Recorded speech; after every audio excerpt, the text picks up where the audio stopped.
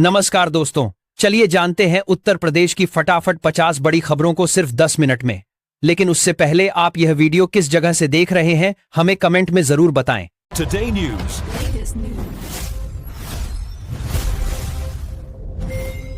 सबसे पहले बात करते हैं खेल जगत की।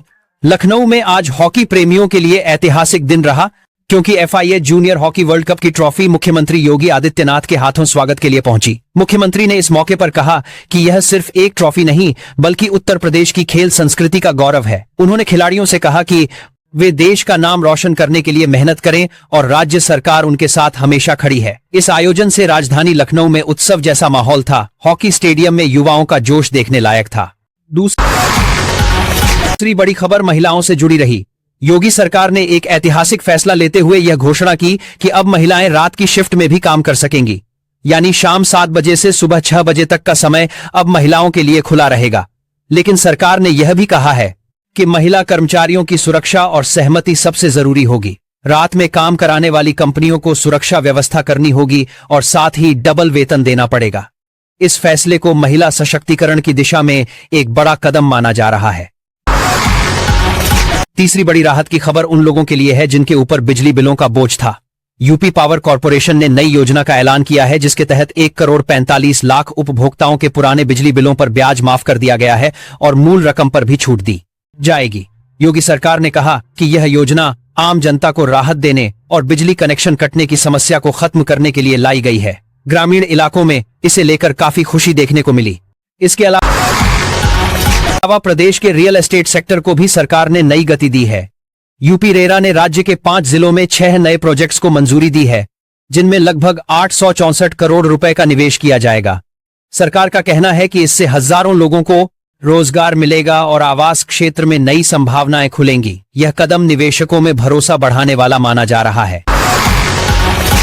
सरकार ने आज एक और मानवीय घोषणा की। सड़क दुर्घटना में किसी की जान बचाने वालों को अब सम्मान और इनाम दोनों मिलेगा। अगर कोई नागरिक किसी घायल व्यक्ति को गोल्डन आवर यानी पहले 1 घंटे में अस्पताल पहुंचाता है तो सरकार उसे 25,000 तक का इनाम देगी। मुख्यमंत्री ने कहा कि ये नीति उन लोगों को प्रोत्साहित करेगी जो दूसरों की मदद करने में आगे आते हैं। नोएडा में आज टेक्नोलॉजी और ट्रैफिक कंट्रोल से जुड़ा बड़ा अपडेट सामने आया। राज्य सरकार ने गूगल के साथ मिलकर स्पीड लिमिट प्रोजेक्ट शुरू किया है। अब ड्राइवरों को गूगल मैप्स पर ही पता चल जाएगा कि उस रोड की अधिकतम स्पीड कितनी है। उद्देश्य ओवर स्पीडिंग और एक्सीडेंट्स को कम करना है।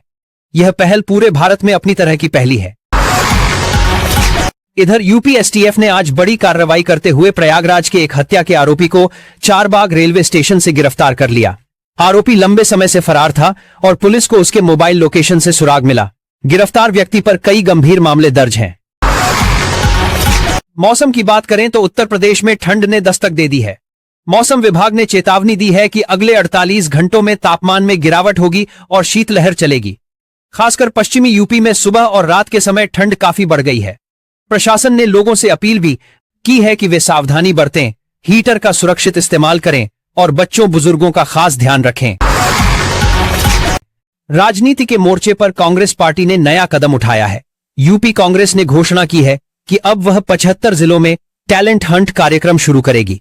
इसके तहत पार्टी नए प्रवक्ता, पैनलिस्ट और सोशल मीडिया हैंडलर्स को चुनेगी ताकि युवा चेहरों को मौका मिल सके। इसे आगामी विधानसभा चुनावों की तैयारी माना जा रहा है। शिक्षा विभाग से जुड़ी खबर में सरकार ने आदेश दिया है कि अब राज्य के सभी स्कूलों और कॉलेजों में वंदे मातरम गाना अनिवार्य होगा। योगी सरकार का कहना है कि इससे छात्रों में देशभक्ति और अनुशासन की भावना मजबूत होगी। इस आदेश को लेकर शिक्षण मंत्री पर गाना संस्थानों में मिश्रित प्रतिक्रियाएं मिल रही हैं। लखनऊ और आसपास के जिलों की पुलिस को आज 323 नए गश्ती वाहन मिले हैं। इन वाहनों को खासतौर पर आपातकालीन कॉल पर तेजी से प्रतिक्रिया देने के लिए तैयार किया गया है। इससे डायल 112 सेवा और प्रभावी होगी और घटनास्थल तक पहुंचने का समय घटेगा। राज्य सरकार को केंद्र की तरफ से business reform action plan award मिला है। यूपी को यह सम्मान निवेश को आसान बनाने, उद्योगों को बढ़ावा देने और श्रम सुधार लागू करने के लिए दिया गया।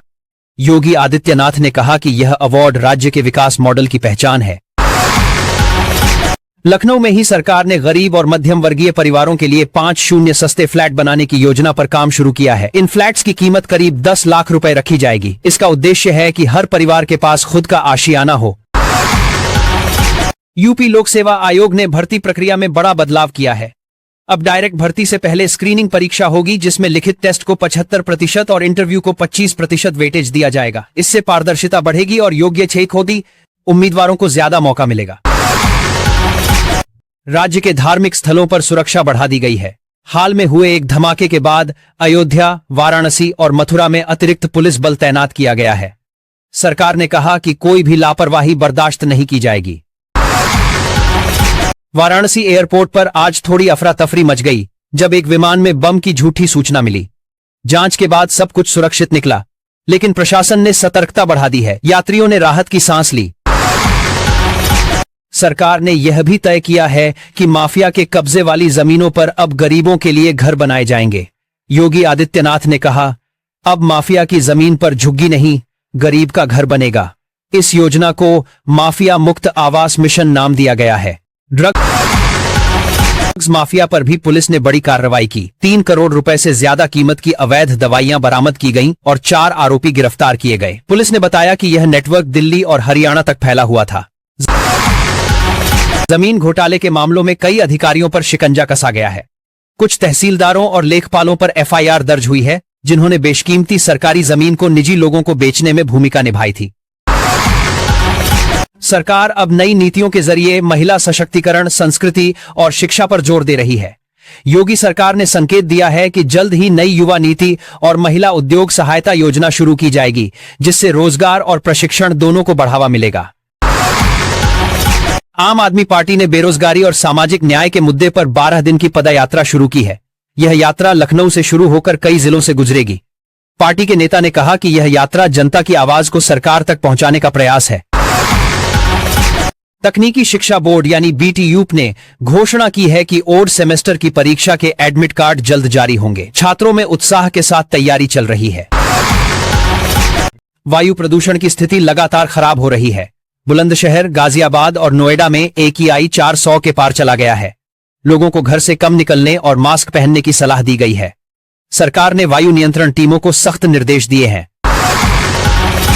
सरकार अब नए औद्योगिक निवेश को लेकर नई पॉलिसी पर काम कर रही है। हर जिले में छोटे और मध्यम उद्योगों को प्रोत्साहन मिलेगा ताकि स्थानीय युवाओं को वहीं रोजगार मिले।